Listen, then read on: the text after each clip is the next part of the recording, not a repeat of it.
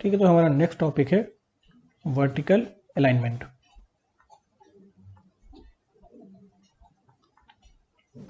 देखिए vertical alignment क्या है। सपोज कोई ऐसा हमारा नेचुरल टेरेन है, ठीक है, और हमको इसके ये हम क्रॉस सेक्शन में भी देख रहे हैं और हमें इसमें अपने रोड कंस्ट्रक्ट करनी है। तो बेशक हम यहाँ पर, तो क्योंकि यहाँ पर जो हिल है वो काफ़ी छोटी है, तो हम यहाँ से रोड बनाते चले जा सकते हैं, काफ़ी लेवल्ड ग्राउंड है।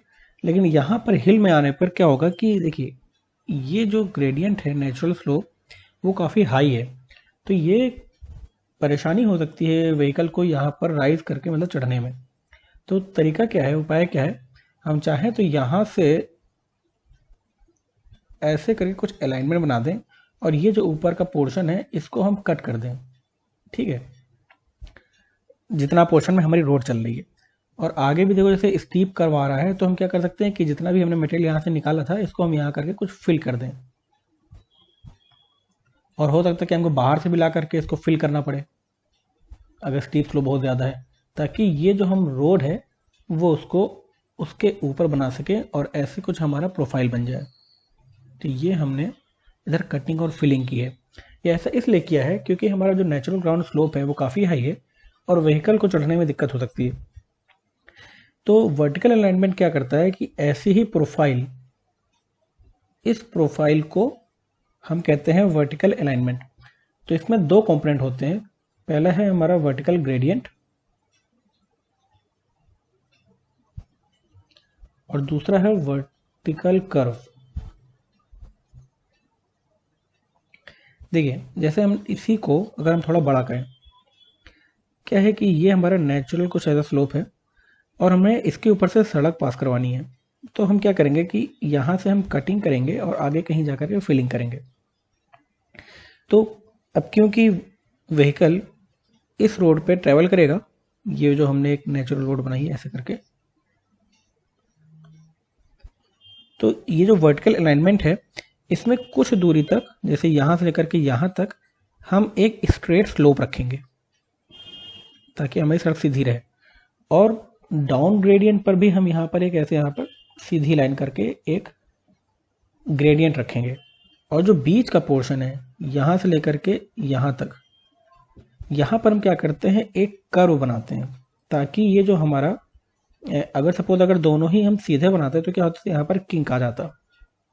तो इस किंक को स्मूदन आउट करने के लिए हमको दोनों ग्रेडियंट के इंटरसेक्शन पॉइंट पे एक कर्व प्रोवाइड करना पड़ता है। तो हमारे वर्टिकल अलाइनमेंट में दो कंपोनेंट हो गए, पहला है ग्रेडियंट और दूसरा हो गया हमारा कर्व, वर्टिकल ग्रेडियंट और वर्टिकल कर्व।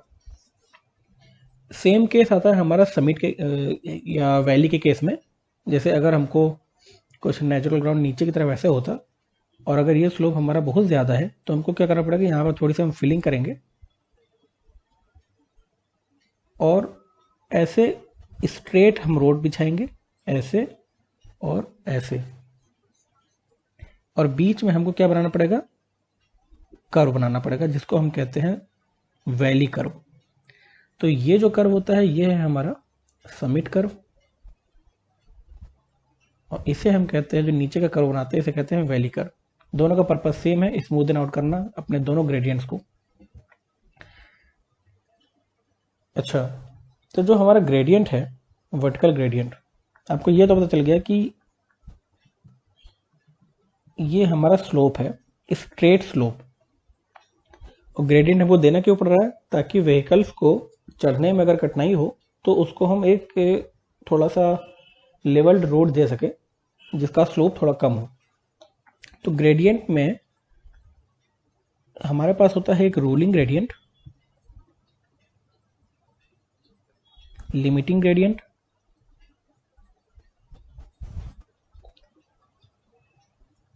और एक्सेप्शनल ग्रेडियंट। देखिए रूलिंग ग्रेडियंट वो ग्रेडियंट होता है जो हम किसी भी स्ट्रेच पे जो मैक्सिमम स्लोप हम प्रोवाइड करते हैं उसे हम कहते हैं रूलिंग ग्रेडियंट। यानी अगर दो स्पेस के बीच में या दो स्टेशन के बीच में हमको रोड बनानी है, दो पॉइंट्स के बीच में, और टेरेन कुछ ऐसे ऐसे करके हमारा वर्टिकल प्रोफाइल कुछ ऐसी है, तो कहीं पर भी हम जो ग्रेडियंट रखेंगे वो रूलिंग ग्रेडियंट से ज़्यादा नहीं रखेंगे। ऐसा इसलिए क्योंकि जैसे आप कभी लेवल रोड पे ट्रैवल करें अपनी बाइक के साथ, तो देखेंगे कि सेम एक्सेलरेटर पे कुछ कांस्टेंट स्पीड चल रही है, सपोज 60 की स्पीड से आप जा रहे हैं, लेकिन आगे जब ओवर ब्रिज आता है तो आपको अपनी बाइक उस पर चढ़ानी पड़ती है और आपको अपना एक्सेलरेटर और खींचना पड़ता है, क्योंकि अगर आप सेम एक्सेलरेटर पे चल रहे होंगे तो जैसे ही आप ओवर ब्रिज में जाएंगे तो आपकी बाइक की स्पीड ऑटोमेटिकली कम हो जाती है। ऐसा इसलिए होता है क्योंकि जब हम ग्रेडियंट पे चलते हैं तो हम पर डाउनवर्ड फोर्स एक्ट करने लग जाता है, जो कि हमारे व्हीकल के ट्रैक्टिव इफर्ट को कम कर देता है। तो अगर हम सेम स्पीड मेंटेन करना चाहते हैं तो हमको उस ट्रैक्टिव इफर्ट को बढ़ाना पड़ेगा और एक्सेलरेटर खींचना पड़ता है। अब बाइक में तो ठीक है, लेकिन जो हैवी व्हीकल हैं उनके लिए समस्या आती है, क्योंकि उनमें काफ़ी पहले से ही सामान रखा होता है और कमर्शियल व्हीकल काफ़ी बड़े होते हैं और हैवी होते हैं। उनके पास हमेशा इस तरह का रिलैक्सेशन या इस तरह की उपाय नहीं होते कि जितनी मर्जी उतना एक्सीलेटर खींच करके वो चढ़ा ले जाए। तो क्या है कि हमको ग्रेडियंट को एक बहुत ज़्यादा स्टीप नहीं बना सकते। देखिए, ग्रेडियंट तो हमको बनाना है क्योंकि सामने का जो हमारा नेचुरल प्रोफाइल है वो स्लोपी या अनड्यूलेटेड है, तो ग्रेडियंट या स्लोप हमको प्रोवाइड करना पड़ेगा। लेकिन अगर हमने बहुत स्टीप स्लोप प्रोवाइड किया तो हैवी व्हीकल को चढ़ने और उतरने में दिक्कत हो सकती है। तो इसलिए हम क्या करते हैं कि ग्रेडियंट पर एक लिमिट लगा रखते हैं कि इससे ज़्यादा आप स्टीपर ग्रेडियंट नहीं दे सकते, आप उसको फ्लैट ही रखिए। लेकिन अच्छा, प्रॉब्लम ये है कि जितने भी कॉन्ट्रैक्टर्स हैं या डिज़ाइनर है वो तो ये चाहेंगे कि हमारा स्लोप स्टीप से स्टीप हो, इसलिए ताकि हमको कटिंग या फिलिंग ना करनी पड़े और हमारा कॉस्ट बच जाए। ठीक है, लेकिन अगर हम स्टीप स्लोप बना दिए तो जैसे कि मैंने अभी बताया कि व्हीकल्स को चढ़ने में प्रॉब्लम हो सकती है। और दूसरी चीज़, क्योंकि अब आपने रोड को काफ़ी लंबा कर दिया, अगर आपने स्टीप ग्रेडियंट बनाया तो हमारा ऑपरेशनल कॉस्ट बढ़ जाएगा, क्योंकि आप तब लंबे रूट से ट्रैवल कर रहे होंगे। इसके बजाय अगर आपने यहाँ पर कटिंग की होती तो आपकी सड़क थोड़ी नीचे होती और वहाँ पर आप कम रूट तय कर रहे होते। तो as a economic point of view जो डिज़ाइनर या हमारे कॉन्ट्रैक्टर्स वगैरह वो तो चाहेंगे कि हमको कटिंग फिलिंग ना करनी पड़े और हम लंबा रूट बना दें जो नेचुरल ग्राउंड है उसी के ऊपर। बट क्योंकि मैंने बताया कि नेचुरल ग्राउंड पे हमारी एक प्रॉब्लम एक ये आ गई, कौन सी, कि ट्रैक्टिव इफर्ट हमारा कम हो जाता है गाड़ी का, और दूसरी चीज़ कि हमारा ऑपरेशनल कॉस्ट बढ़ जाता है।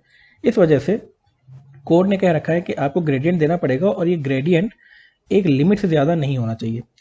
ये तो हमारा हो जाता है हमारा रूलिंग ग्रेडियंट। ठीक है, लिमिट क्या है वो डिपेंड करती है कि किस टाइप का टेरेन है। सपोज जैसे मैंने तीनों ग्रेडियंट बताए, एक रूलिंग ग्रेडियंट, एक है लिमिटिंग और एक है exceptional. Ruling gradient, limiting gradient और एक्सेप्शनल ग्रेडियंट कितना होना चाहिए वो डिपेंड करता है कि टाइप ऑफ टेरेन क्या है। ये हमारा प्लेन और रोलिंग, माउंटेनियस और स्टीप, चार तरह के तो मैंने टेरेन बताए थे पहले जब मैंने पढ़ाया था डिज़ाइन स्पीड के बारे में।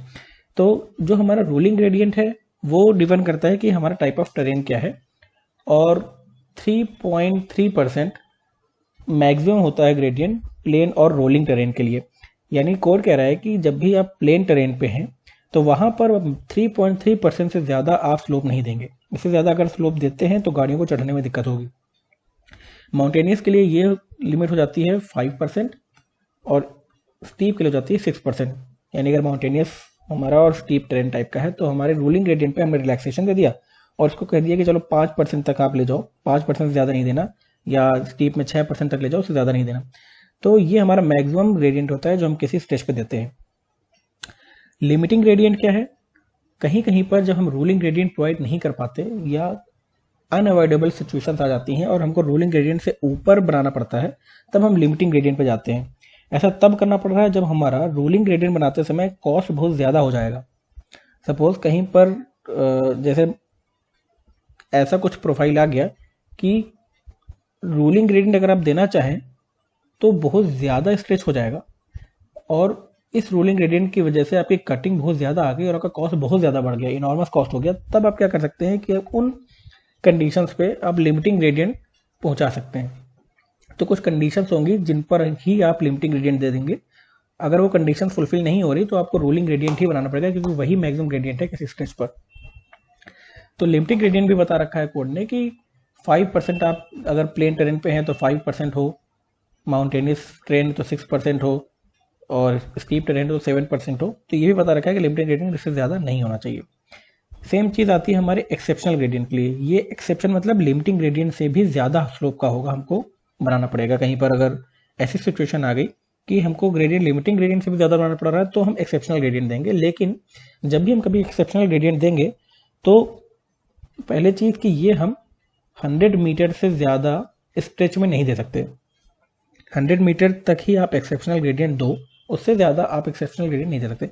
सेम चीज़ जैसे लिमिटिंग ग्रेडियंट के लिए भी अप्लाई होती थी कि देखो हमको ये तो पता है कि रोलिंग ग्रेडियंट अगर हमने बनाया तो व्हीकल को कोई दिक्कत नहीं है, वो चढ़ जाएगा।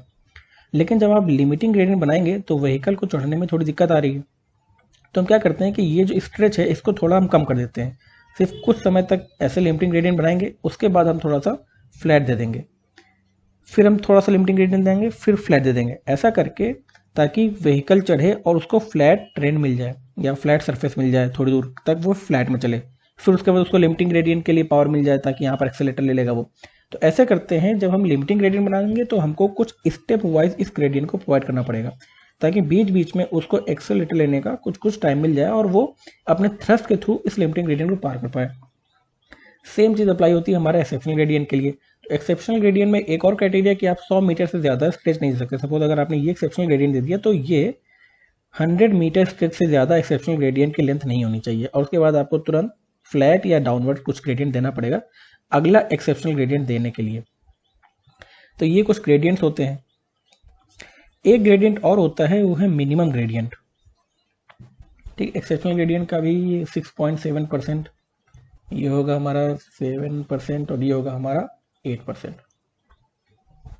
इस टेबल को याद रखने की जरूरत नहीं है, बस आप ये समझ लीजिए कि जो हमारे ग्रेडियंट है वो डिपेंड कर रहा है कि टाइप ऑफ टेरेन कैसा है। अच्छा, मैंने बताया कि एक होता है हमारा मिनिमम ग्रेडियंट। देखो ये ग्रेडियंट हमको रखना पड़ता है ताकि साइड ड्रेन से वाटर जितना भी ड्रेन ऑफ हुआ हो वो पास कर जाए या निकल जाए, फ्लो कर जाए।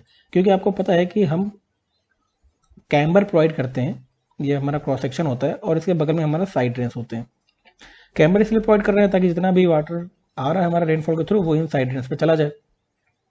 लेकिन इन साइड ड्रेन्स को भी हमको लॉन्गिट्यूडनल स्लोप तो देना ही पड़ेगा, मतलब सड़क में आगे जाने समय हमको कुछ इस तरह का स्लोप तो देना ही पड़ेगा ताकि हमारा पानी इस ड्रेन्स पर आगे जाकर किसी बड़े हुए ड्रेन पे मिल जाए, बड़े से ड्रेन पे।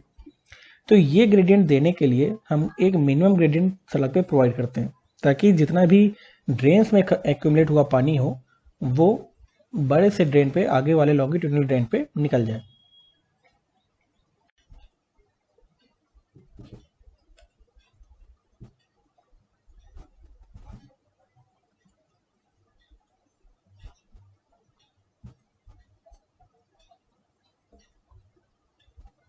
देखिए, अब पढ़ते हैं हम grade compensation on horizontal curve के बारे में। अच्छा, ये तो पता चल गया कि जब भी हमारा ग्रेडियंट होगा और व्हीकल उसमें ट्रैवल करेगा तो उसके ट्रैक्टिव फोर्स में लॉस आएगा, क्योंकि डाउनवर्ड डायरेक्शन पे एक फोर्स लगने जा रहा है mg sin थीटा का।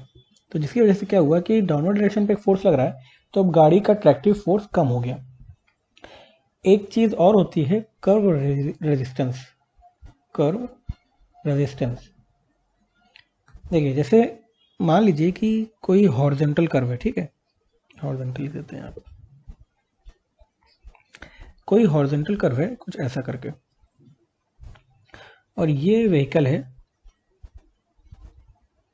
और ये व्हीकल ऐसा है कि जो ड्राइव एक्सल है वो पीछे वाला है, जहाँ पर एक्सेलरेटर आप लेते हैं या कम करते हैं, और ये जो ऊपर का जो आगे वाला एक्सल है वो आपका सिर्फ स्टीयरिंग व्हील है।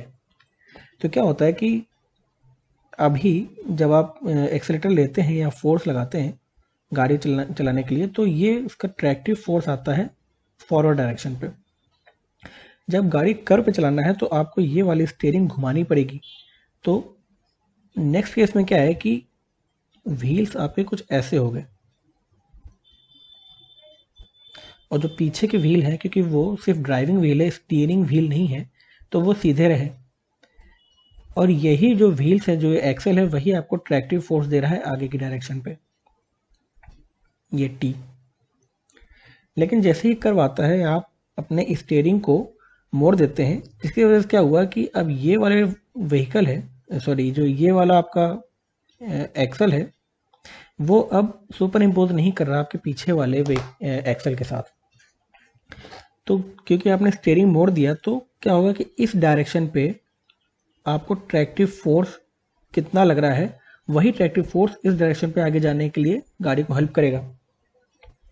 लेकिन क्योंकि इन दोनों के बीच में एक अल्फा का एंगल बन गया, क्योंकि आपने स्टीयरिंग व्हील कर दिया, तो यहाँ पर हमको सिर्फ टी कॉस अल्फा का ही ट्रैक्टिव फोर्स मिल पाता है, क्योंकि जो हमारे पीछे के जो ड्राइविंग व्हील्स हैं वो तो सामने की डायरेक्शन पे ही ट्रैक्टिव फोर्स दे रहे हैं, क्योंकि वो तो नहीं मुड़े, लेकिन हमने आगे का व्हील्स को स्टीयरिंग द्वारा मोड़ दिया। तो हम देखना चाहते हैं कि कर्व में चलने के लिए, इस डायरेक्शन में चलने के लिए हमारे पास अब ट्रैक्टिव फोर्स कितना बचा, टी कॉस अल्फा। तो लॉस कितना हो गया, टी चाहिए था माइनस टी कॉस अल्फा, ये है हमारा लॉस।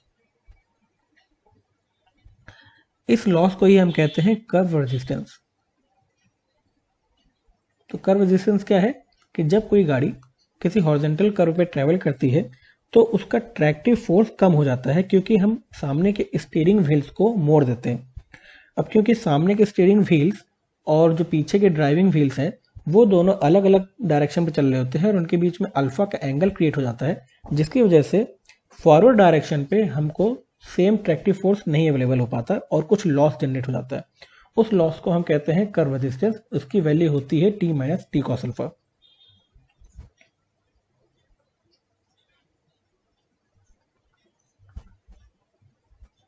ठीक है, अब ये देखिए कि मान लो ग्रेडियंट पे तो हम जब चल रहे थे तो हमारा ट्रैक्टिव फोर्स अगर फ्लैट पे चलते और किसी भी तरह का कोई ग्रेडियंट नहीं होता, ऐसी सड़क है, तो हमारे पास टी का ट्रैक्टिव फोर्स है। लेकिन जैसे ही हम ग्रेडियंट पे आ गए तो हमारा ट्रैक्टिव फोर्स टी से थोड़ा कम हो गया, टी डैश हो गया। और इसी ग्रेडियंट पे अगर हमने हॉरिजॉन्टल कर्व को भी इंट्रोड्यूस कर दिया तो हमारा ट्रैक्टिव फोर्स और कम हो जाएगा, टी डबल डैश। तो जैसे आप एग्जांपल के तौर पर माने, जब भी आप कभी ओवर ब्रिज पे चलते हैं तो जैसे ओवर ब्रिज आया तो आप उस ओवर ब्रिज पे चढ़ना शुरू किए, लेकिन मान लो कि वो ओवर ब्रिज आगे से टर्न भी ले रहा है लेफ्ट डायरेक्शन पे, तब क्या होगा कि उस पर गाड़ी पर दो तरह के रेजिस्टेंस लगना शुरू हो जाएगा। एक तो ग्रेडियंट का कारण जो रेजिस्टेंस है और दूसरा कर्व का कारण रेजिस्टेंस है। तो जो रोलिंग ग्रेडियंट जो हमने डिसाइड किया था कि हम रोलिंग ग्रेडियंट ही देंगे, मैक्सिमम ग्रेडियंट, उसको हम थोड़ा सा कम कर देते हैं ताकि इस जो कर्व हॉरिजॉन्टल कर्व का जो रेजिस्टेंस है उसको हम अकाउंट फॉर कर सकें। अगर कर्व नहीं आता तो ग्रेडियंट जो हम देते हैं मैक्सिमम वो होता है रोलिंग ग्रेडियंट, और जैसे ही हम ग्रेडियंट पे कर्व भी हमको देना पड़ गया किसी खास वजह से, तो हमको उस रोलिंग ग्रेडियंट को भी कम करना पड़ जाता है, और उस कम हुए ग्रेडियंट को हम बोलते हैं कंपनसेटेड ग्रेडियंट। ये कंपनसेशन हम दिया है क्योंकि हॉरिजॉन्टल कर्व को भी इंट्रोड्यूस कर रहे हैं, और जो कंपनसेशन करते हैं उसको हम कहते हैं ग्रेड कंपनसेशन।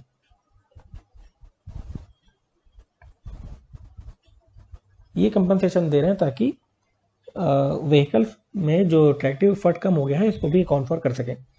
अभी जो हमारा ग्रेड कंपनसेशन है कितना करना है, उसके लिए आईआरसी ने एक फॉर्मूला दे रखा है कि परसेंटेज ऑफ ग्रेड कंपनसेशन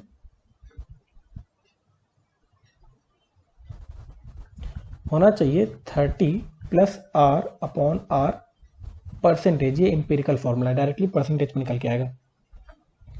ठीक है, ये देखो डिपेंड कर रहा है कि रेडियस ऑफ कर्वेचर कितना है हॉरिजॉन्टल कर्व का, उस पर डिपेंड कर रहा है कि हमारा ग्रेड कंपनसेशन कितना होगा। साथ ही साथ कोड ने ये भी कहा है कि आप जो ग्रेड कंपनसेशन करेंगे वो कभी 75 अपॉन आर परसेंटेज से ज़्यादा नहीं दे सकते।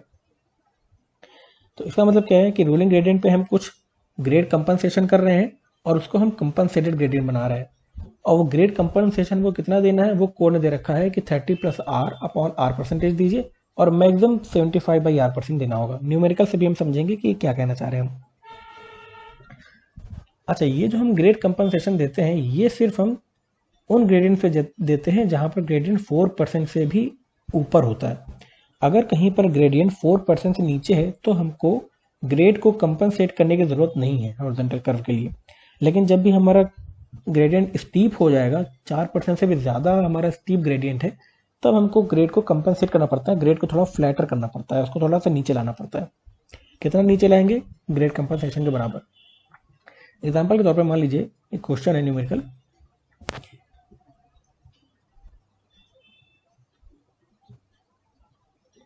while aligning a hill road with ruling gradient of 6%, 4% से ज्यादा ही है, तो a horizontal curve radius 60 metre is encountered.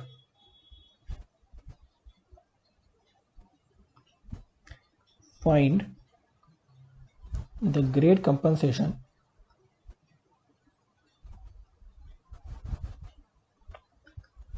and the compensated grade.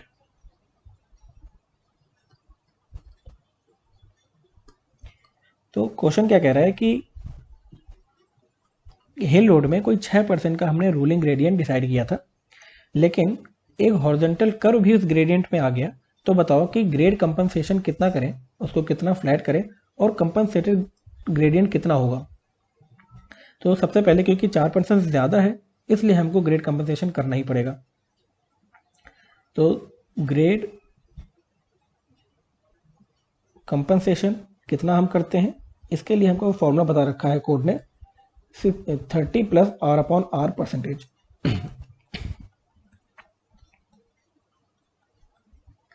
ठीक है, रेडियस कितना दे रखा है 60 मीटर, तो 30 + 60/60, 90/60 और 1.5%। लेकिन एक कंडीशन और है कि हम जो ये ग्रेड कंपनसेशन है वो मैक्सिमम 75/R% ही दे सकते हैं, यानी कितना 75 / 60, ये हो जाएगा हमारा 1.25%। यानी कोड ने दोनों कंडीशन दे रखी है कि इतना दो, लेकिन 1.25% से ज़्यादा आप नहीं दे सकते। तो इसका मतलब हम कितना देंगे ग्रेड कंपनसेशन, 1.25%।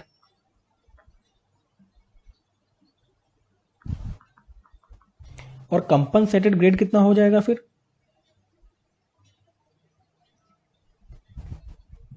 रूलिंग ग्रेडियंट था हमारा 6%, उसमें हम 1 - 25% घटा देंगे, कितना निकल के आ जाएगा 4.75%। तो ये दोनों आंसर आ गए हमारे कि ग्रेड कंपनसेशन इतना और कंपनसेटेड ग्रेड हम कर देंगे इतना।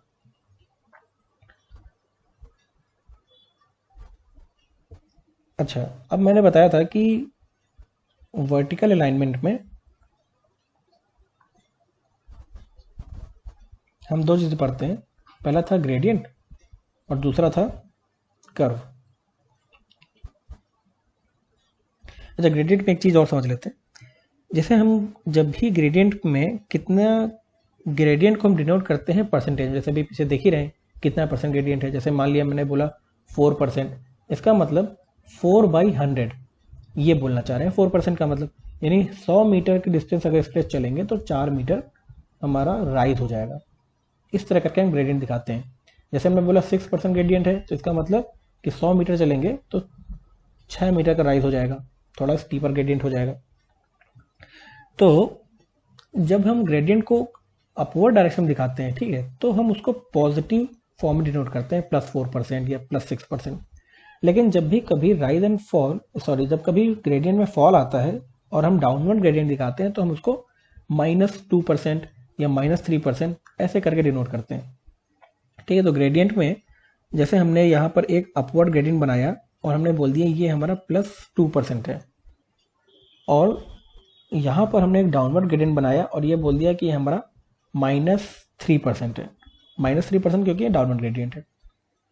तो दोनों ग्रेडियंट्स के बीच का डेविएशन एंगल कितना होगा, तो क्या होता है, सिंपली हम इसको बढ़ा दें और इसको इधर तक बढ़ा दें, ये जो क्रॉस सेक्शन है इस पॉइंट पर जो एंगल है वो होगा हमारा deviation angle.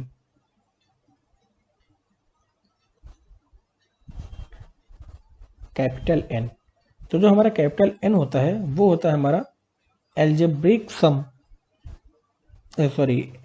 Difference n1 minus minus n2, minus n2 लिख रहे हैं क्योंकि वो हमारा डाउनवर्ड ग्रेडियंट है। तो जैसे यहाँ पर इस केस में हम देखना चाहें कि हमारा डेविएशन एंगल कितना है, तो हम कहेंगे n1 है हमारा 2%, प्लस 2 लिखा है, माइनस ये है हमारा -3, ये हो गया हमारा 5। तो 5% का हमारा डेविएशन एंगल है, या रेडियन में अगर हम इसको लिखना चाहें तो इसको हम कहेंगे 0.05। तो कैपिटल N जो हम लिखते हैं वो रेडियन में लिखते हैं 0.05। अच्छा, अब बात करते हैं हम कर्व की। तो वर्टिकल कर्व मैंने बताया था कि दो टाइप के होते हैं, एक होता है समिट कर्व और दूसरा होता है वैली कर्व। अब मैंने बताया था कि जो कर्व हम बनाते हैं वो इसलिए बनाते हैं ताकि जो ग्रेडियंट है, स्ट्रेट ग्रेडियंट हैं, इसको हम स्मूथ आउट कर सकें ऐसे, ताकि हमारे व्हीकल को स्मूथली ड्राइव मिल सके।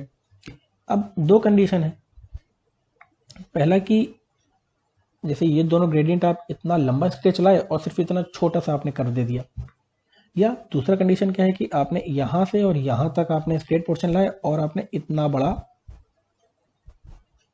लेंथ ऑफ कर्व दे दिया। तो ये जो कंडीशन है इसमें देख रहे हैं कि दिक्कत क्या आएगी। मान लो कि जब व्हीकल इधर है यहां कहीं, तो उसको अपने आगे कितनी दूर तक दिख पा रहा है, ये पूरा स्ट्रेट है, वो यहां तक देख पाएगा, इसके आगे तो नहीं देख पाएगा।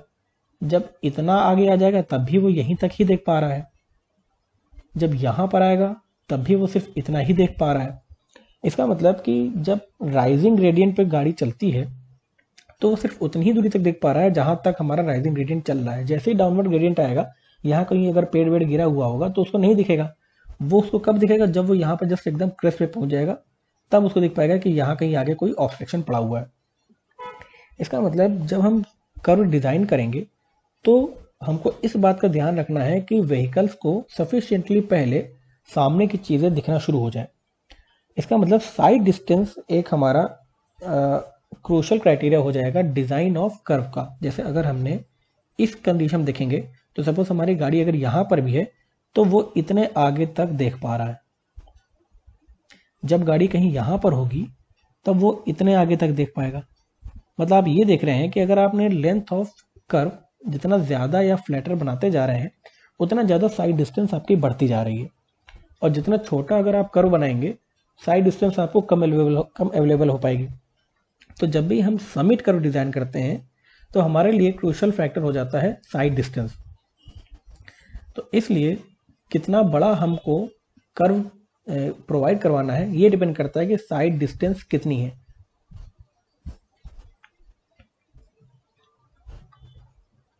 जो समिट कर्व है आइडियली हमको फिर देना चाहिए अपना सर्कुलर कर्व, क्योंकि सर्कुलर कर्व में क्या होगा कि रेडियस हर पॉइंट पर कांस्टेंट रहेगा। तो इसलिए हर पॉइंट पर गाड़ी को सेम साइड डिस्टेंस अवेलेबल होगा, सेम डिस्टेंस तक वो देख पाएगा, चाहे वो कर्व के किसी भी पॉइंट पर खड़ा होगा। अगर ये रेडियस तुम्हारा ऐसे है तो हर पॉइंट पे गाड़ी को सेम साइड डिस्टेंस दिखेगी। जितनी डिस्टेंस यहाँ पर है, जब गाड़ी यहाँ पर होगी वो भी अपने आगे एग्जैक्टली इतनी ही डिस्टेंस देख पाएगा, क्योंकि हर पॉइंट पर रेडियस ऑफ कर्वेचर सेम है। तो हमारा पूरे लेंथ ऑफ जितना भी कर्व होगा वहां पर हमारी साइड डिस्टेंस सेम अवेलेबल होगी। लेकिन सर्कुलर कर्व को एक तो सेट आउट करना मुश्किल है, और दूसरी चीज कि इसकी कैलकुलेशन कठिन है और राइडर्स को कंफर्ट इतना नहीं मिल पाता। तो इसलिए क्या है कि हम सर्कुलर कर्व की जगह पर पैराबोलिक कर्व को as a summit curve in practice field में बनाते हैं। ऐसा इसलिए क्योंकि हमको पता है कि जो ग्रेडियंट होते हैं वो ज़्यादा स्टीप तो होते नहीं है, रूलिंग ग्रेडियंट काफ़ी फ्लैटर है। जब फ्लैटर ग्रेडियंट रहते हैं तो जो हम कर्व बनाएंगे वो ज़्यादा बड़ा नहीं होता। जब डेविएशन एंगल कम होता है तब जितने भी कर्व हैं लगभग सेम ही ट्रेस फॉलो करते हैं। जैसे मान लो कि ये हमारा कुछ सर्कुलर कर्व रहा ऐसा, और ये हमारा पैराबोलिक कर्व है, ठीक है। तो अब ये देखो कि अगर हमने कर्व बहुत छोटा बनाया तो लगभग हमारा सर्कुलर कर्व और parabolic curve same point trace कर रहे होते हैं। लेकिन अगर हम यहां से लेकर के यहां तक स्ट्रेच देखेंगे तब हमारा सर्कुलर कर्व और पैराबोलिक कर्व में बहुत ज़्यादा डिफरेंस आ जाता है।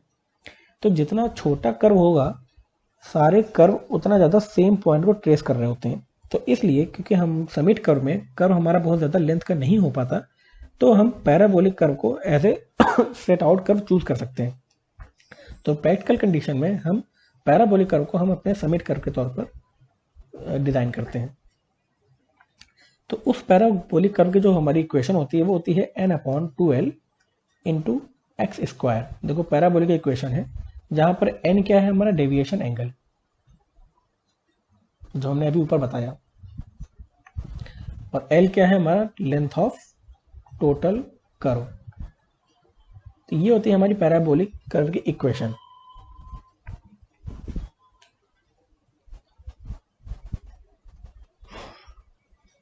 ठीक है, तो हमको ये तो पता चल गया कि जब हम समिट कर्व डिजाइन करेंगे तो उसमें साइड डिस्टेंस को कंसीडर करना पड़ेगा। जितना ज़्यादा हमको साइड डिस्टेंस रखना होगा, यानी सपोज अगर एसएसडी की रिक्वायरमेंट बहुत ज़्यादा है, आपको पता ना कि एसएसडी डिपेंड करता है कि डिज़ाइन स्पीड क्या है। एसएसडी का एक फॉर्मूला हुआ करता था v/t + v²/2gf। ये होता था हमारा साइड डिस्टेंस की गाड़ी को रुकने के लिए कितनी दूरी चाहिए। जितना ज़्यादा हम डिज़ाइन स्पीड लेंगे उतना ज़्यादा हमारी स्टॉपिंग साइड डिस्टेंस बढ़ती जाएगी। जितनी तेज़ गाड़ी जाएगी उसको रुकने के लिए उतना ज़्यादा डिस्टेंस ट्रैवल करना पड़ेगा। तो जब हम length of summit curve design करते हैं तो देखते हैं, सबसे पहला हमारा काम रहता है कि वहाँ पर साइड डिस्टेंस कितनी है, साइड डिस्टेंस या स्टॉपिंग साइड डिस्टेंस या ओवरटेकिंग साइड डिस्टेंस।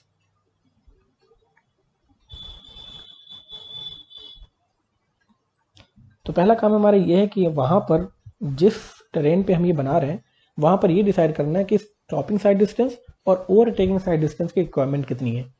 उसके बाद हम तय करते हैं कि लेंथ ऑफ अपना समिट कर्व कितना होना चाहिए। तो लेंथ ऑफ समिट कर्व निकालने के दो तरीके हैं, या मुझे कहना चाहिए कि दो कंडीशंस हैं। पहली कंडीशन ये कि जो लेंथ ऑफ समिट कर्व है, यानी length of curve is greater then side distance, और ये साइड डिस्टेंस दो हो सकती हैं, एसएसडी और OSD. L is greater then S. और दूसरी कंडीशन क्या है कि हमारी जो लेंथ ऑफ कर्व हो एल वो छोटी हो साइड डिस्टेंस से, एसएसडी से और ओएसडी से। पहला केस लेके चलते हैं कि लेंथ का फॉर्मूला क्या है निकालने का। तो एल होता है NS² divided by 2 times root H plus small root small H का होल स्क्वायर। ये हमारा length of curve, NS²/2 times root H plus root of small H का होल स्क्वायर। देखो जब हम स्टॉपिंग साइड डिस्टेंस की बात करते हैं, यानी हमने क्या किया होगा कि स्टॉपिंग साइड डिस्टेंस निकाल लिया होगा एसएसडी। तो एसएसडी हमको पता है, ये चीज़ हमको नोन है। तो हम देखना चाहते हैं कि हम लेंथ ऑफ कर्व कितना बनाएं, ये लेंथ कितनी होनी चाहिए लेंथ ऑफ कर्व। तो फॉर्मूला ऐसी है NS²/2 टाइम्स ये वाला फॉर्मूला। जब स्टॉपिंग साइड यहाँ पर, क्योंकि हम स्टॉपिंग साइड डिस्टेंस को अपना साइड डिस्टेंस का क्राइटेरिया मान रहे हैं, तो यहाँ पर कैपिटल H होता है वो होता है 1.2 मीटर। अगर जैसे ये हमारा व्हीकल है तो ये कहीं यहाँ कहीं हमारी आई लेवल होगा, ये चीज़, ये आई लेवल होता है 1.2 मीटर।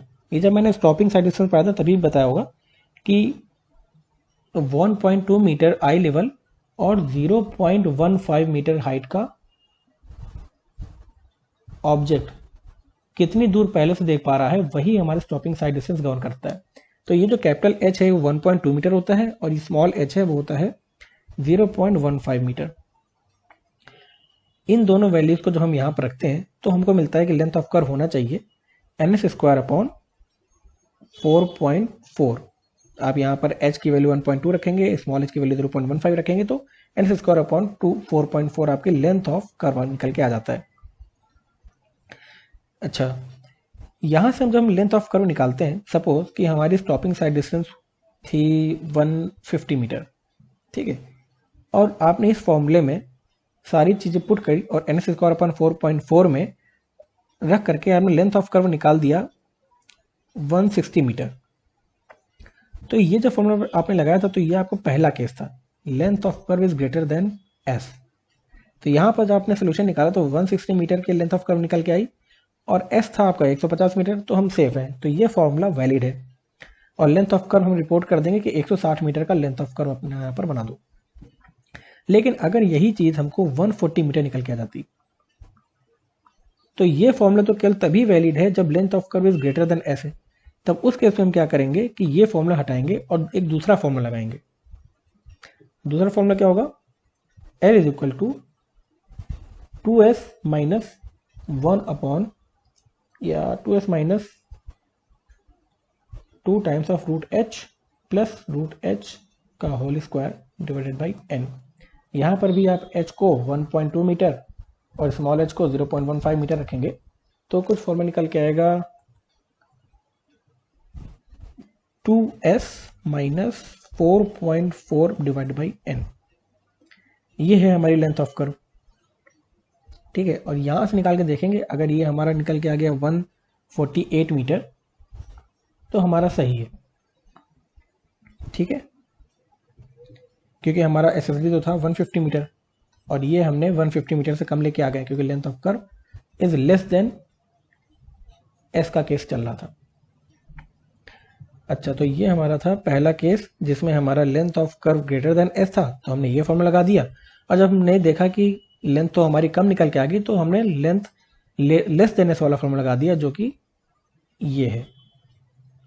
अच्छा, ये जो फॉर्मूले दोनों लिखे हैं वो हमने ये मान के लिखा है कि स्टॉपिंग साइड डिस्टेंस हमारा गवर्निंग क्राइटेरिया है। सेम चीज़ अगर OSD के लिए देखें तो उसके लिए भी सेम होता है। मान लो कि हमने OSD निकाल रखा है और OSD की रिक्वायरमेंट है 200 मीटर की, तो OSD के केस में फॉर्मूला तो सेम ही है। क्या फॉर्मूला है, NS square divided by 2 times of root capital H plus root small h का होल स्क्वायर। लेकिन बस OSD के केस में जो हमारा कैपिटल H 1.2 मीटर और स्मॉल h 1.2 मीटर होता है, ठीक है। क्योंकि स्टॉप इसमें क्या है कि अब स्टॉप ओवरटेकिंग साइड डिस्टेंस में क्या है कि हमको गाड़ी दिखनी चाहिए, हमको ऑब्जेक्ट देखने की जरूरत नहीं है। तो स्मॉल h और कैपिटल H की वैल्यू होती है हमारी 1.2 मीटर। इन दोनों को हम यहाँ रखेंगे तो हमको L की वैल्यू निकल के आ जाती है NS स्क्वायर डिवाइडेड बाई 9.6। तो ये हमारा लेंथ ऑफ कर्व का फॉर्मूला, जबकि हमको OSD दिया गया है, ओवरटेकिंग साइड डिस्टेंस दिया गया है। अगर ये फॉर्मूला निकल के आ जाता है हमारा 210 मीटर तो अच्छी बात है, क्योंकि length of curve is greater then side distance, तो हम सेफ है। लेकिन यही अगर आ जाता हमारा 180 मीटर तो हमको दूसरा फॉर्मूला अप्लाई करना पड़ता। कौन सा formula, L is equal to 2s minus 2 times of root h plus small root h का whole square divided by n। h और स्मॉल h को 1.2 रखा तो सेम फॉर्मूला निकल के आ जाएगा 2s minus 9.6 divided by n। ये हो जाएगा हमारा लेंथ ऑफ कर्व का फॉर्मूला। और हम यहाँ से वैल्यू निकालेंगे, सपोज ये हमारी निकल के आ गई 189 मीटर, तो हम कहेंगे कि 189 metre is less than 200 metre, इसलिए हमारा ये फॉर्मूला वैलिड है और 189 मीटर का हम लेंथ ऑफ समिट कर्व बना देंगे वहां पर। तो ये हमारा हो गया समिट कर्व की लेंथ का फॉर्मूला। तो अच्छा, लेंथ ऑफ समिट कर्व, चलिए ठीक है, एक बार फिर से रिवाइज कर लेते हैं। तो क्या हुआ हमारा लेंथ ऑफ समिट कर्व,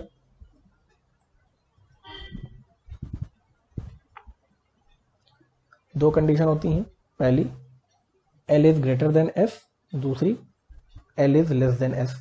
जब L is greater then S है तो लेंथ होना चाहिए NS square upon 4.4 for SSD या NS square upon 9.6 for OSD। L अगर S से छोटा है तो ये होना चाहिए 2s माइनस 4.4 अपॉन n या L is equal to 2s minus 9.6 upon n। Depend करेगा कि हमको कौन सा फॉर्मूला अप्लाई करना है। तो S पहले हमको पता होगा, हम L निकालेंगे पहले ये कंडीशन मान करके, अगर सही निकल गया तो वही लेंथ से देंगे, अगर हमारे लेंथ कम निकल के आ गई तो हमको दूसरा फॉर्मूला लगाना पड़ जाएगा L<S वाला। तो ये था हमारा समिट कर्व। दूसरा कर्व होता है हमारा वैली कर्व।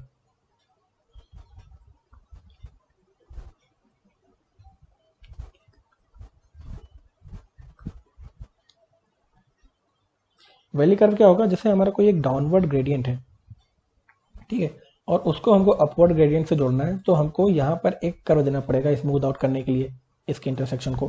तो ये कर्व होता है हमारा वैली कर्व या सैग कर्व भी कहते हैं इसको।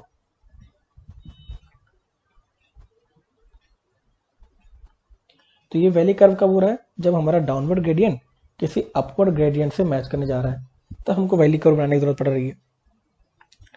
अच्छा, अब वैली कर्व में सपोज जैसे दिन का समय है, तब क्या है कि यहाँ पर जो व्हीकल चल रहा होगा, ये स्ट्रेट हमारा पोर्शन है, तो यहाँ पर भी अगर कोई व्हीकल होगा तो उसको आराम से दिख जाएगा कि यहाँ से आगे वाला कोई व्हीकल आने वाला है। लेकिन अगर नाइट कंडीशन है, रात का समय है, तो क्या होगा कि अच्छा यहाँ पर कोई व्हीकल वो भी दिख जाएगा, और सपोज यहाँ कोई ऑब्जेक्ट पड़ा हुआ है इधर, ठीक है, तो उसको वो ऑब्जेक्ट भी दिख जाएगा अगर दिन का समय हुआ तो। बट अगर यहीं पर रात का समय होगा तो क्या दिक्कत आएगी कि रात में मान लो कि स्ट्रीट लाइट्स इतना ज़्यादा इल्यूमिनेशन नहीं दे पा रही हैं, या किसी सड़क पे अगर स्ट्रीट लाइट लगी ही नहीं है या ख़राब है, तो डाउनवर्ड जाते हुए गाड़ी को इधर से आने वाली गाड़ी की हेडलाइट तो दिखी जाएगी क्योंकि हेडलाइट जल रही होगी, लेकिन ये जो पेड़ गिरा है वो नहीं दिख पाएगा क्योंकि पेड़ तो कुछ लाइट जलाएगा नहीं। तो अगर जब रात का कंडीशन है और ये देखेगा अपनी हेडलाइट जितनी डिस्टेंस तक अपना हेडलाइट की बीम जा पाएगी, सिर्फ वो उतनी डिस्टेंस तक ही देख पाएगा, क्योंकि हेडलाइट सिर्फ पर्टिकुलर डिस्टेंस तक ही इल्यूमिनेट कर पाती है आगे की सड़क को, तो सिर्फ इतनी डिस्टेंस दे पाएगा। अब जैसे जैसे ये आगे गाड़ी जाएगी वैसे वैसे वो आगे की सड़क को देख पाएगा, यहाँ से यहाँ तक देख पाया। जब वो गाड़ी यहाँ कहीं आई तब वो उसने यहाँ से लेकर के यहाँ तक ऐसे उसकी बीम पड़ी, और तब इस समय वो देख पाया कि आगे कोई पेड़ गिरा हुआ है। इसका मतलब वैली कर्व को डिज़ाइन करते समय सेफ्टी का कंडीशन तब इशू कर रहा है जब रात का समय है, हेडलाइट के थ्रू हमको देखना पड़ रहा है, और स्टॉपिंग साइड डिस्टेंस हमारा गवर्निंग क्राइटेरिया है। स्टॉपिंग साइड डिस्टेंस में क्यों कह रहा हूँ, क्योंकि स्टॉपिंग साइड डिस्टेंस तब आता है जब सामने कोई ऑब्जेक्ट पड़ा हुआ गिरा मिले या कोई गाड़ी खराब है, तब हमको स्टॉपिंग साइड डिस्टेंस यानी अचानक से रोकने के लिए जो डिस्टेंस चाहिए वो डिपेंड करती है। ओएसडी में क्यों नहीं बात कर रहा हूँ, क्योंकि आपको पता है कि ओएसडी के लिए क्या चाहिए कि सामने वाली गाड़ी की जो हेडलाइट है या बैक लाइट्स हैं वो तो दिखी जाती हैं, तो इसलिए ओएसडी गवर्निंग क्राइटेरिया नहीं है हमारे वैली कर्व के केस में। और हमको अगर अपने वैली कर्व को सेफ बनाना है तो उसको एसएसडी के लिए सेफ बनाना पड़ेगा। अच्छा, दूसरी कंडीशन एक और चीज़ है कि जब वैली कर्व पे कोई गाड़ी ट्रैवल कर रही होती है, जैसे ऐसा कुछ हमारी कर्व है, और यहाँ पर जो गाड़ी है उस पर क्योंकि रेडियस है कुछ कर्व का, तो उस पर एक डाउनवर्ड सेंट्रीफ्यूगल फोर्स भी लगना शुरू हो जाएगा। एक तो हमारी गाड़ी का वेट है ही, और ऊपर से जब गाड़ी ट्रेवर्स करेगी इस तरह के कर्व में तो उस पर सेंट्रीफ्यूगल फोर्स भी नीचे की डायरेक्शन पे एक्ट हो जाएगा, यानी उस पर एक तो वेट और साथ में सेंट्रीफ्यूगल फोर्स, दोनों फोर्स डाउनवर्ड डायरेक्शन पे लग रहे होंगे। तो जो सस्पेंशन सिस्टम होता है व्हीकल का, जिसमें नीचे स्प्रिंग लगी रहती है, सस्पेंशन सिस्टम, ये सस्पेंशन सिस्टम क्या करता है कि कभी भी इम्पैक्ट आता है तो ये स्प्रिंग इतना कंप्रेस हो जाती हैं और जो ड्राइवर की सीट है उस पर इम्पैक्ट कम पड़ेगा।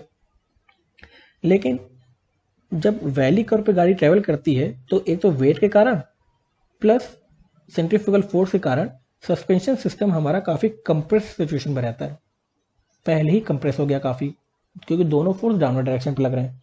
तो इससे क्या होगा कि मान लो आगे कभी इम्पैक्ट पड़ेगा तो ये स्प्रिंग सिस्टम उतना इफेक्टिवली एक्ट नहीं कर पाएंगे, क्योंकि पहले ये हमारे कंप्रेस सिचुएशन पे है। तो जो भी बम्प वगैरह आएगा, ब्रेकर हो या कुछ भी, तो क्या होगा कि जो ऊपर के ड्राइवर की सीट है उस पर ज़्यादा इम्पैक्ट पड़ेगा। अगर यही सस्पेंशन सिस्टम स्ट्रेच्ड कंडीशन पर रहता तो ये इसको डैम्प कर देते हैं स्प्रिंग सिस्टम उस इम्पैक्ट को। अच्छा, जब हमने समिट कर्व बनाया था, समिट कर्व में जब गाड़ी हमारी ट्रैवल कर रही थी यहाँ या यहाँ, तो उस पर भी एक फोर्स लग रहा था, लेकिन वो ऊपर की डायरेक्शन पे लग रहा था, सेंट्रीफ्यूगल फोर्स, और वेट होता हमारा नीचे की डायरेक्शन पे। तो जो सेंट्रीफ्यूगल फोर्स क्या कर रहा है कि ये हमारे सस्पेंशन सिस्टम की स्प्रिंग को स्ट्रेच करने की कोशिश कर रहा है। तो अगर आप आगे कहीं बम्प वगैरह या इम्पैक्ट वगैरह आएगा तो उसके पास, स्प्रिंग के पास सफिशियंट कंडीशन है उसको डैम्प करने के लिए। तो इसलिए जब हम समिट कर्व डिज़ाइन कर रहे थे तो हमने इन सब कंडीशंस पे फोकस नहीं किया था। लेकिन जब हम वैली कर्व पे आ रहे हैं तो हमको ये भी पता चल रहा है कि सेंट्रीफ्यूगल फोर्स सस्पेंशन सिस्टम को कंप्रेस कर रहा है, जिसकी वजह से ड्राइवर को अनकंफर्टेबल फील होगा इम्पैक्ट का। तो ये इम्पैक्ट कैसे लग रहा है, जैसे स्ट्रेट पोर्शन से कर्व पोर्शन को बनाना है, ग्रेडियंट स्ट्रेट था हमारा, तो जैसे ही वो कर्व पोर्शन पे आएगा तो गाड़ी को अचानक से सेंट्रीफ्यूगल फोर्स ऐड करना शुरू हो जाएगा यहाँ पर डाउनवर्ड डायरेक्शन पे। तो अचानक से, क्योंकि यहाँ पर तो कोई इस पर डाउनवर्ड डायरेक्शन पे किसी तरह का सेंट्रीफ्यूगल फोर्स था नहीं, स्ट्रेट कर्व था, सॉरी स्ट्रेट स्ट्रेच था, और कर्व पे आते ही अचानक से उस पर सेंट्रीफ्यूगल फोर्स भी लगने लग गया, एक तरह से उस पर इम्पैक्ट फोर्स ऐड कर गया। तो अगर हमारा सस्पेंशन सिस्टम पहले से दबा रहेगा तो दिक्कत आ जाएगी, हम पर इम्पैक्ट ज़्यादा फील हो जाएगा। तो वैली कर्व डिज़ाइन करते समय हमको दो क्राइटेरिया ध्यान रखना पड़ता है। पहला कि हेडलाइट साइड डिस्टेंस कितनी है, ठीक है, क्योंकि हेडलाइट के थ्रू ही हम देख पा रहे हैं। और दूसरी चीज़ कि कंफर्ट क्राइटेरिया।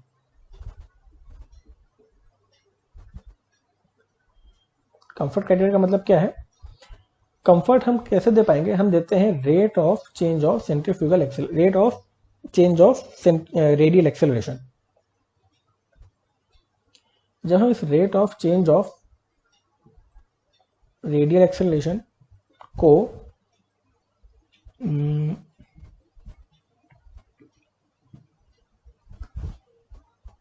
0.6 मीटर पर सेंटीमीटर क्यूब रखते हैं, तब क्या है कि हम एक तरह से इंश्योर कर पाएंगे कि गाड़ी को कंफर्ट फील होगा। और अगर इससे ज़्यादा हमारा रेडियल एक्सेलरेशन हो गया तो इसका मतलब कि हमारा सस्पेंशन सिस्टम बहुत ज़्यादा दब गए। रेडियल एक्सेलरेशन क्या है? रेडियल एक्सेलरेशन, क्योंकि आपका जो पी है, पी का फोर्स हमारे कर्व पे गाड़ी पर नीचे की ओर लग रहा है, जितना ज़्यादा कर्व हमारा शॉर्टर होगा उतना ज़्यादा फोर्स पी लग रहा होगा mv²/r से, तो उतना ज़्यादा हमारे सस्पेंशन सिस्टम दब गए होंगे। तो हम क्या करते हैं कि रेट जो ये पी का फोर्स है वो ग्रेजुअली अप्लाई हो हमारी गाड़ी पर, ताकि एक तो इम्पैक्ट ना पड़े और दूसरी चीज़ कि ये जो रेट है वो बहुत ज़्यादा हाई ना हो। अगर हम इस चीज़ को इंश्योर कर लेंगे तब हम गाड़ी के सस्पेंशन सिस्टम को इफेक्टिवली वर्क करने के लायक बना सकते हैं। तो जो हमारा, तो इससे हमको एक चीज़ ये पता चल गई कि जो जब हम कर्व डिज़ाइन करेंगे वैली में तो वो ट्रांजिशन कर्व फिर होना चाहिए, ट्रांजिशन कर्व। क्योंकि आपको पता है कि आप यहाँ पर सिंपल कर्व नहीं दे पाएंगे, क्योंकि सिंपल कर्व देने पर क्या आ जा रहा है, इम्पैक्ट आ जा रहा है। ट्रांजिशन कर्व जब हम देंगे तो ट्रांजिशन कर्व के थ्रू क्या कर रहे हैं कि हम पी को 0 से पी को फुल पी के कैपिटल तक लाने की कोशिश करेंगे। ट्रांजिशन कर्व अगर हम अप्लाई करते हैं, समिट कर्व में हमने कोई ट्रांजिशन कर्व नहीं दिया था, समिट कर्व में हमने सीधा पैराबोला बनाया था और हमने यहाँ तक बोला था कि सर्कुलर कर्व हमारा आइडियल होता है, ये कोई ट्रांजिशन कर्व तो है नहीं, ठीक है। लेकिन जब हम वैली कर्व बनाएंगे तो वैली कर्व मैंने बताया कि इम्पैक्ट की दिक्कत आएगी, तो वहाँ पर हम सर्कुलर या पैराबोला कर्व ना बना करके वहाँ पर एक ट्रांजिशन कर्व बनाते हैं, ताकि जो इम्पैक्ट हो उसको कम से कम किया जा सके। और ये ट्रांजिशन कर्व क्यूबिक पैराबोला होता है। ये क्यूबिक पैराबोला इसलिए हो गया ताकि हमारा rate of change of radial acceleration constant रह सके 0.6 मीटर पर सेंटीमीटर। ये किसी ने निकाला होगा कि आप अगर इतना rate of change of radial acceleration रखेंगे तो सस्पेंशन सिस्टम सफिशिएंटली काम कर पाएगा। तो कितना हमको लेंथ ऑफ वैली कर्व बनाना है वो डिपेंड कर रहा है कि हेडलाइट साइड डिस्टेंस कितनी है और दूसरा कंफर्ट क्राइटेरिया कैसा है। तो अगर पूछा जाए कि लेंथ ऑफ वैली कर्व कितनी रखनी है तो सबसे पहले मान लो पहला कंडीशन है कि based on comfort criteria.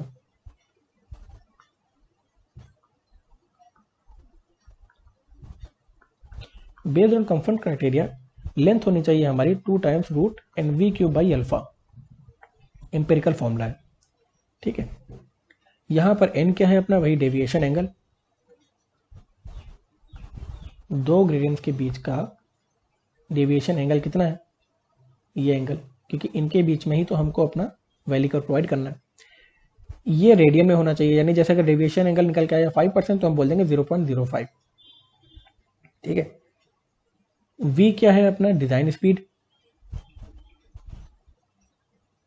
Alpha क्या है rate of change of radial acceleration.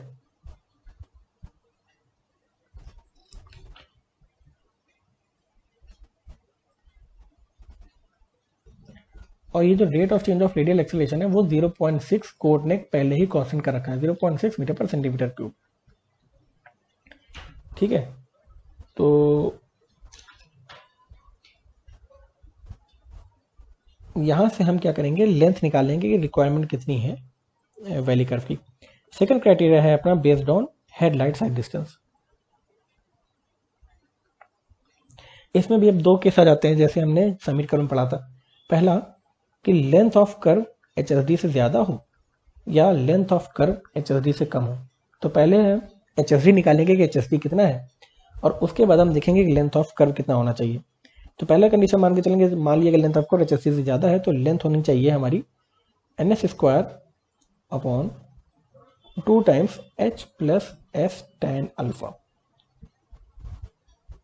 ठीक है। N क्या है डेविएशन एंगल, S क्या है साइड डिस्टेंस, यानी ये है हमारी स्टॉपिंग साइड डिस्टेंस। अच्छा, ये जो स्मॉल h है इसकी वैल्यू होती है 0.75। ये हमारी हेडलाइट की हाइट होती है सड़क से। जैसे ये हमारा व्हीकल है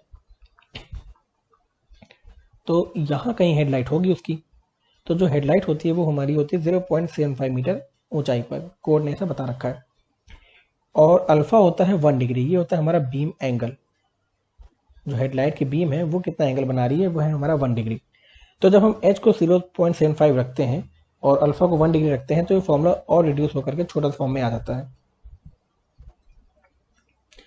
बहुत छोटा तो नहीं है फिर भी, NS² upon 1.5 plus 0.035 into S. ठीक है, ये हो गया हमारा फॉर्मूला। तो अगर आप ये फॉर्मूला नहीं भी याद कर पाएंगे, अगर आपको ये पता है कि बीम एंगल 1 डिग्री होता है और हेडलाइट 0.75 मीटर हाइट में होती है, तो सिंपल है आप ये वाला फॉर्मूला ही याद कर लो। और यहाँ से हम क्या करेंगे, निकालेंगे कि लेंथ ऑफ कर्व रिक्वायरमेंट कितनी है। अगर लेंथ ऑफ कर्व जितनी निकल के आई वो हमारी स्टॉपिंग साइड डिस्टेंस या हेडलाइट साइड डिस्टेंस से ज़्यादा निकल के आ गई तो अच्छी बात है, अगर कम निकल के आ गई तो ये फॉर्मूला वैलिड नहीं हुआ। तब हम दूसरा कंडीशन लेके चलेंगे, length of curve is less then HSD। उसका फॉर्मूला क्या होता है, length of curve less then HSD में LC होगा 2s minus 2 times of H plus F tan alpha by n। ठीक है, सिंपली यहाँ पर भी आप H को, जो कि हमारी हेडलाइट की हाइट है 0.75 मीटर रखो, अल्फा 1 डिग्री रखो, तो फॉर्मूला फिर से वैसे ही रिड्यूस होकर के बन के आ जाएगा 2s minus 1.5 plus 0.035s divided by n। अभी इस पे न्यूमेरिकल करते हैं तो अब हमको चीज़ें थोड़ी और क्लियर हो जाएंगी। तो ये है आपके समिट कर्व और वैली कर्व। तो कुछ न्यूमेरिकल्स करते हैं।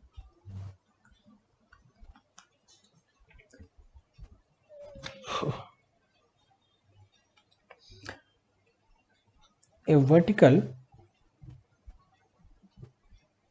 summit curve is formed at the intersection of two gradients.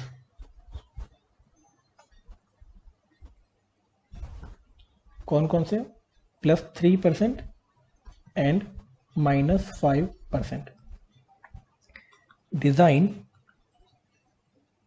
the length of summit curve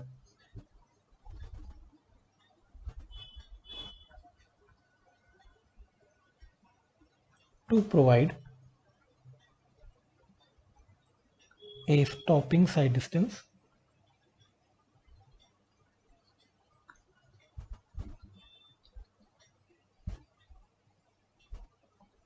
for a design speed of 80 kmph। यानी कह रहा है कि एक वर्टिकल समिट कर्व फॉर्म करना है दो ग्रेडियंट्स के बीच में, और कह रहा है कि उस लेंथ ऑफ समिट कर्व कितनी होगी वो हमको बता दो, कितना लेंथ ऑफ समिट कर्व रखें। तो दो ग्रेडियंट हैं, आपको ये पता चल रहा है कि पहला है +3% कुछ ऐसा होगा, और दूसरा है -5% यानी कुछ ऐसा होगा। तो जैसे ही आपने दो ग्रेडियंट बना दिया, आपको समझ में आएगा कि इन दोनों ग्रेडियंट्स के बीच में कोई समिट कर्व बनाना पड़ेगा। समिट कर्व की लेंथ कितनी है, ये समिट कर्व में हमने बताया था कि SSD या OSD पे डिपेंड करती है। अब इसने पहले क्या रखा है कि design the summit curve to provide SSD। ठीक है, SSD के लिए आप डिजाइन कर दो कि स्टॉपिंग साइड डिस्टेंस तो हमको 80 kmph से चलने वाली गाड़ी को हर जगह पर मिल जाए अगर वो कर्व पे चल रही हो तो सबसे पहले हमको ये निकालना पड़ेगा कि आखिर SSD रिक्वायरमेंट कितनी है। तो SSD का फॉर्मूला हमको पहले से पता था, V into T plus V square upon 2GF। ठीक है, अगर हम 100% इफिशियंसी मान के चलें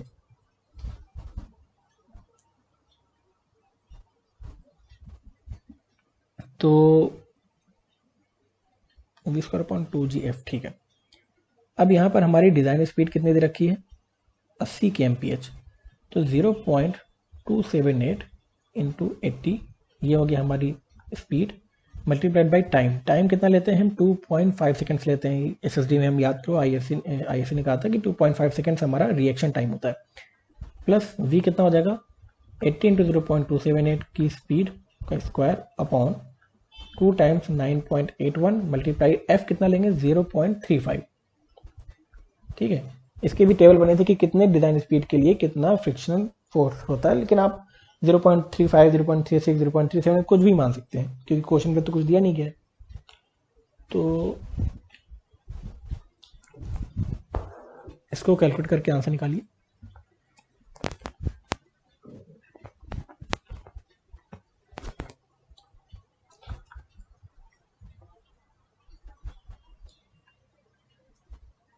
zero point 278 multiplied by 80।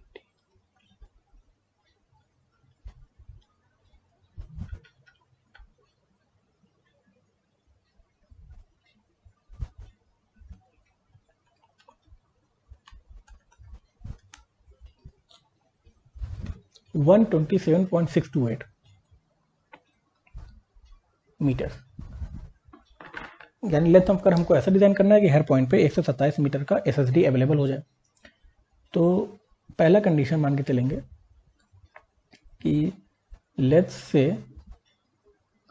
Length of curve जो निकल के आएगी वो SSD से बड़ी होगी, तब लेंथ ऑफ कर्व का फॉर्मूला क्या हुआ करता, L is equal to N square upon 4.4।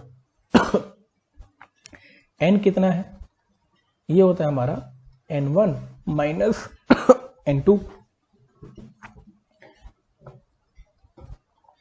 n1 कितना है 3% ग्रेडियंट था क्या, 3% का ग्रेडियंट और -5%, तो ये हो गया हमारा 3 माइनस -5, ये आ गया हमारा 8% या 0.08 इन रेडियंस। तो ये हमारा लेंथ ऑफ कर्व आ गया 0.08 multiplied by S square. S कितना रख दें 128, इसको आप मान लो 128 मीटर राउंड ऑफ करके। तो 128 का स्क्वायर डिवाइडेड बाई 4.4 कितना निकल के आया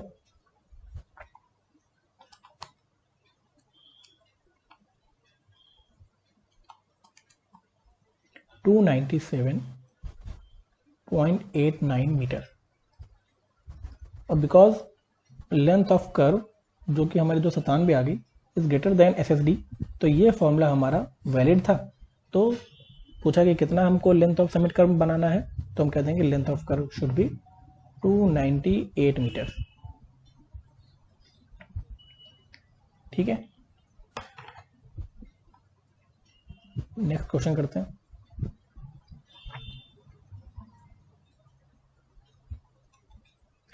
कह रहा है कि n ascending gradient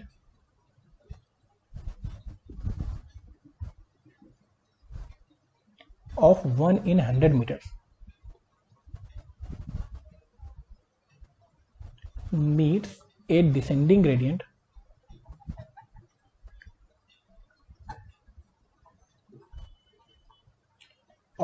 1/120.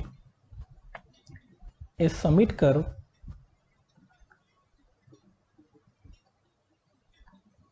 is to be designed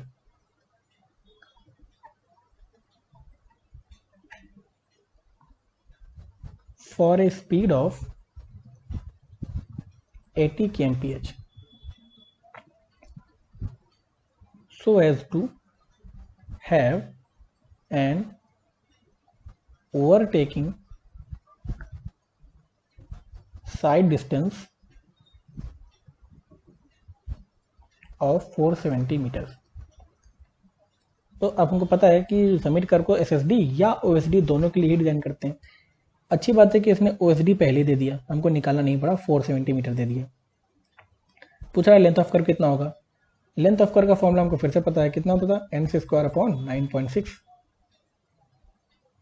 जहां पर हमको n चाहिए, n क्या है, डेविएशन एंगल, वो कितना होता था, n1 - n2।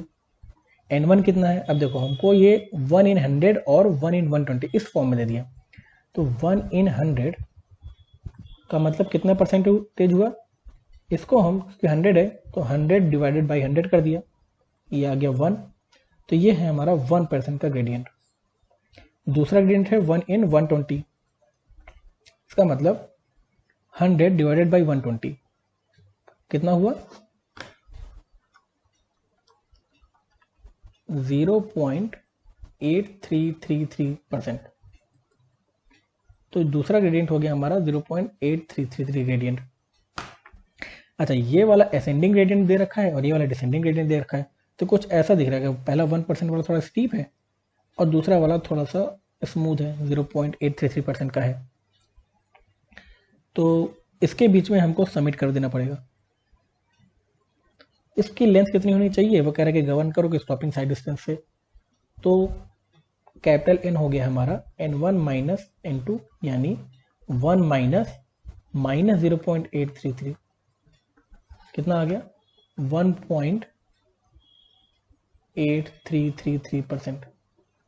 रेडियन में अगर हम लिखना चाहें तो इसको हम लिखेंगे 0.01833, ठीक है, क्योंकि हमको रेडियन पे ही फॉर्मूले में रखना पड़ता है। तो length of curve 0.01833 s², s कितना है, 450, 470, 470² डिवाइडेड बाई 9.6, क्या निकल के आया,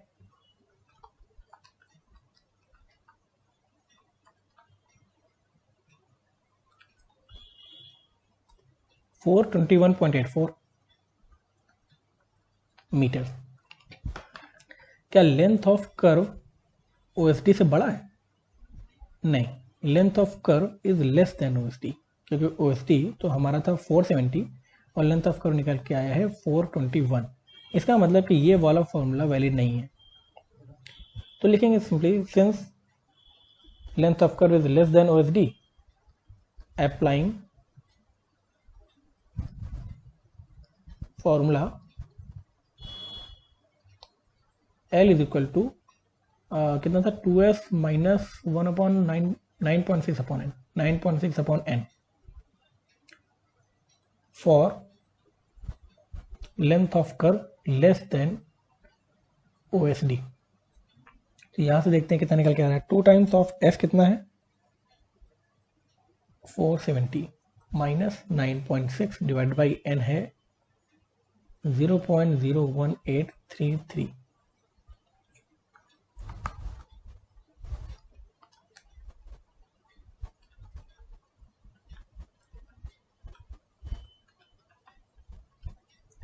$416.26 या 470 मीटर, ठीक है। अब यहाँ पर हमको length of curve is less then है OSD, तो ये वाला फॉर्मूला वैलिड है और हम कर देंगे कि कितना लेंथ प्रोवाइड करो, 417 मीटर प्रोवाइड कर दो लेंथ ऑफ सबमिट कर्व। एक क्वेश्चन करते हैं वैली कर्व का।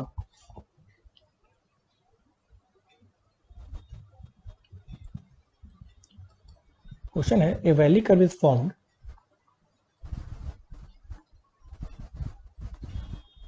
अच्छा, अगर ये हमको वैली कर्व ना भी बोले, चलो खैर अभी पहले लिखते हैं, a valley curve is formed by A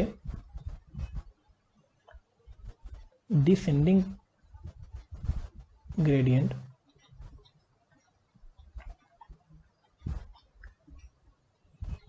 of 1 in 25 meeting an ascending gradient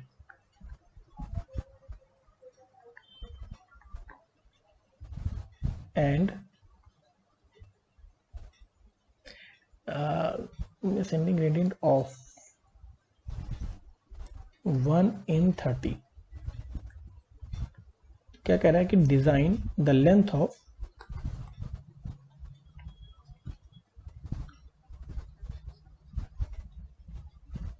valley curve to fulfill both comfort condition and headlight side distance requirement।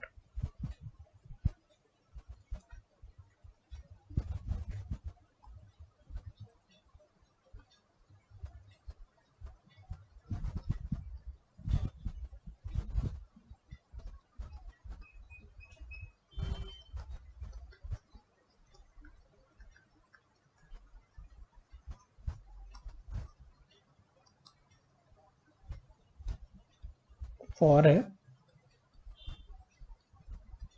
design speed of 80 kmph, assume allowable rate of change of centrifugal acceleration of 0.6 meter per centimeter cube।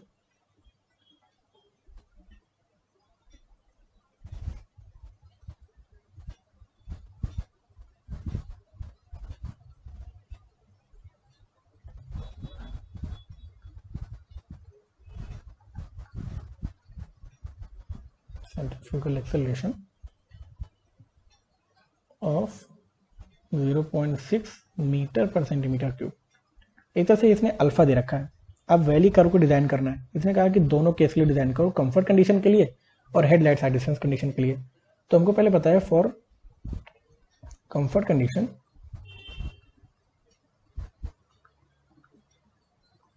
Valley curve की लेंथ होनी चाहिए 2 times under root NV cube by alpha. n क्या है हमको निकालना पड़ेगा, v क्या है डिजाइन स्पीड। डिजाइन स्पीड तो हमको दे रखी है इसने, n निकाल लेते हैं। अल्फा भी हमने 0.6 दे रखा है, तो n कितना होगा n1 माइनस n2। n1 निकालना पड़ेगा 1 in 25 है हमारा डिसेंडिंग ग्रेडियंट और असेंडिंग ग्रेडियंट है 1 in 30, यानी ये है हमारा 1 in 25 और असेंडिंग ग्रेडियंट है 1 in 30। 125 का मतलब क्या हुआ 25 बाई 100, 125 मतलब 100 अपॉन 25 यानी 4 आया। इसका मतलब ये हमारा 4% का ग्रेडियंट होगा। 1 in 30 मतलब 100 अपॉन 30 3.33% का ग्रेडियंट होगा ये वाला। तो कैपिटल एन कितना हो जाएगा 0.04 माइनस, सॉरी ये हमारा माइनस में रहेगा तो माइनस 0.04 माइनस n2 प्लस में है कितना 0.0333, कितना निकल के आ गया ये कि दोनों ऐड हो जाएंगे 0.04 प्लस 0.0333, ये आ गया हमारा माइनस 0.0733। ये हो गया हमारा रेडियन में डेविएशन एंगल की वैल्यू। ये भले ही माइनस में है लेकिन हम फॉर्मूले में इसको सिर्फ इसकी वैल्यू रखेंगे 0.0733 का। अच्छा तो लेंथ ऑफ कर्व के लिए निकाला 2 रूट 0.0733। डिजाइन स्पीड कितनी दे रखी है 80 kmph, यानी 80 इंटू 0.278 मीटर पर सेकेंड में। इसका क्यूब डिवाइडेड बाई अल्फा 0.6, क्या निकल के आया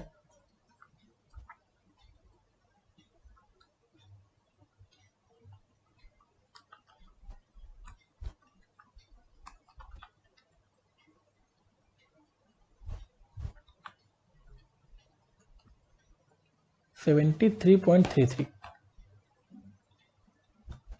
metre. Length of valley curve इतना होना चाहिए अकॉर्डिंग टू कंफर्ट कंडीशन। दूसरी कंडीशन क्या होनी चाहिए कि HSD सफिशिएंट हो, यानी लेंथ, मान लिया पहला length of curve is greater than HSD। इस कंडीशन में L is equal to NS square upon क्या हुआ करता था 2 times H plus S tan alpha. ठीक है, इसने साइड डिस्टेंस दे रखा है,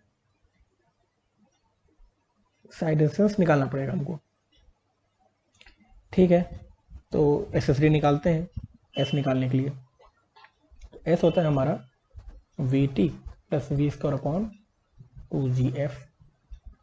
80 के एमपीएच था तो 80 0.278, 2.5 सेकेंड का रिएक्शन टाइम, प्लस 80 0.278 का स्क्वायर अपॉन 2 टाइम्स 9.81 इंटू 0. कितना ले लें 35, कितना निकल के आएगा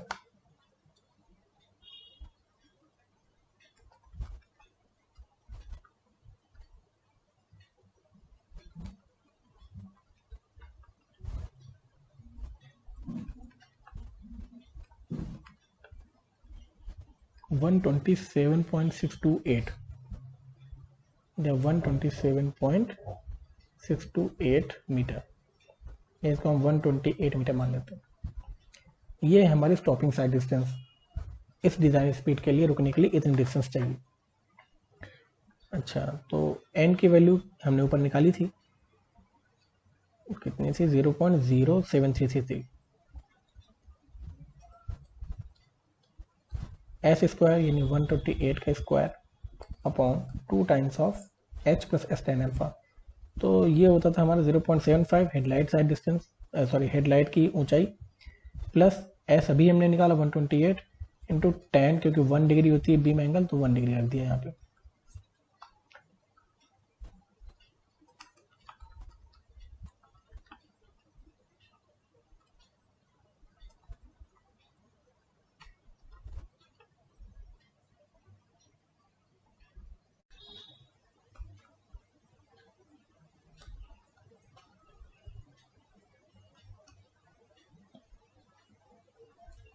जीरो 1.296 मीटर, ये ग्रेटर देन SSD जो कि हमने 128 मीटर निकाला था, तो इसलिए ये वाला फॉर्मूला हमारा वैलिड है। तो दोनों क्राइटेरिया से, पहले क्राइटेरिया से हमारा निकल के आया कि लेंथ होनी चाहिए 73.33 अकॉर्डिंग टू कंफर्ट क्राइटेरिया, और इधर से आया हमारा लेंथ होना चाहिए हमारा 201.26 मीटर। तो दोनों क्राइटेरिया को कंसीडर करते हुए हम लेंथ ऑफ वैली कर्व बनाएंगे 201 मीटर लेंथ का। ये हमारा आंसर हो जाएगा।